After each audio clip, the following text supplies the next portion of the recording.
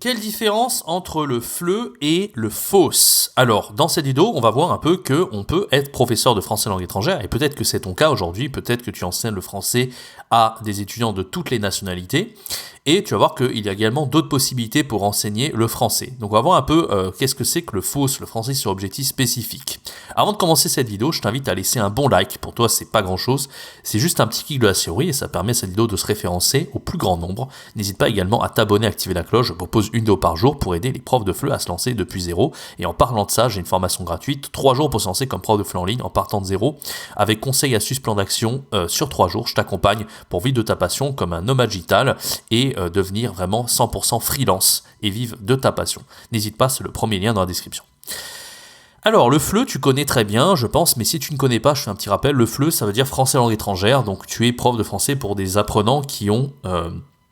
donc qui sont étrangers, mais ça peut être des russophones, des sinophones, des hispanophones. En gros, ils n'ont aucun lien avec le français. Ils ont une langue maternelle qui est complètement éloignée du français. Si par exemple tu parles à des Africains, Sénégalais, ou j'en sais rien, si tu parles à des Algériens, et bien il y a des territoires comme ça où c'est pas du FLE, parce qu'en fait ils ont le français qui va être la langue officielle sur le territoire. Donc ce sera plutôt du FLS, français langue seconde à ce moment-là.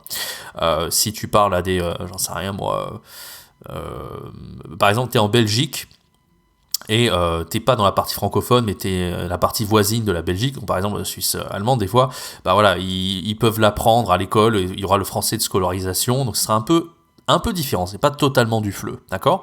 Mais bon, voilà un peu ce que c'est que le FLE. Le FOSS, par contre, c'est le français sur objectif spécifique. Donc là, ça veut dire que tu vas enseigner une spécialité à tes apprenants. Donc ça peut être le français du football, le français médical, le français du bâtiment, le BTP, l'audiovisuel.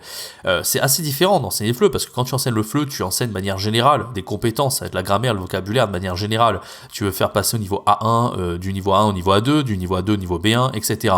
Donc tu as des compétences qui sont bien précises, et le but pour les apprenants, c'est de passer un examen, le DELF-DALF.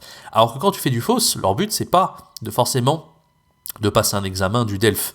Leur but, c'est vraiment d'apprendre les compétences pour arriver à exercer leur métier, souvent, le métier qu'ils souhaitent faire. Donc si par exemple ils veulent devenir médecin, et que ce sont, je sais pas moi, voilà, ce sont des Syriens qui arrivent en France, bah, tu vas leur apprendre le FOSS, ça peut même être du FLI, français langue d'intégration, et tu vas leur apprendre tout le vocabulaire médical pour qu'ils puissent exercer leur métier dans les meilleures conditions possibles. Alors, l'avantage d'enseigner le FOSS par rapport au FLE, c'est que, moi c'est ce que j'ai entendu, parce que j'ai pas vraiment fait tellement de FOSS, mais ce qui est intéressant, c'est que tu as un métier qui est beaucoup moins routinier, qui est beaucoup moins classique en fait. C'est aussi passionnel parce que à la fois tu as le côté français, mais en même temps tu vas te spécialiser dans quelque chose, et voilà, donc en plus ça peut être assez rémunérateur, parce que il y en a pas 10 000 en fait qui enseignent le FOSS, tu vois. Donc tu peux avoir une vraie spécialité, te démarquer des autres profs et envoyer une grosse valeur en fait à tes apprenants. Donc voilà. Alors par contre, je trouve que c'est assez rare de trouver un travail dans le FOSS en présentiel.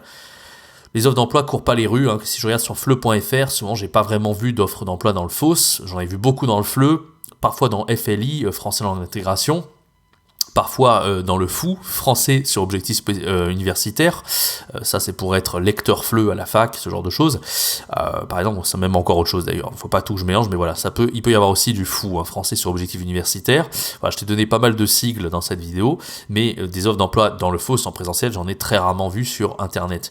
Par contre, si tu enseignes en ligne, ça sera plus facile pour toi de trouver une spécialité, de te spécialiser, de créer un profil sur mesure.